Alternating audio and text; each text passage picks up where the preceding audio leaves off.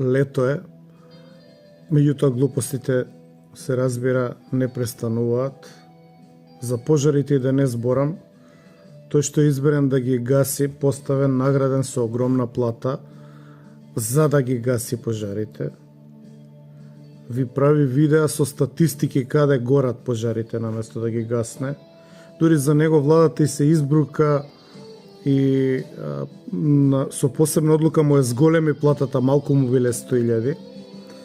Значи, глупостите не престануваат. Да не ве подсетувам пак на Младинската олимпијада, каде што се покажавме во едно мизерно светло. Реков, лето е и сега ќе правам видеа летово со подсетување на работи кои што веќе се кажани. Мислам дека нема потреба да многу да се филозофира. Некои работи треба да ги повториме. Репетицио est mater studiorum. Ова што го слушаме е Iron Maiden, Alexander the Great.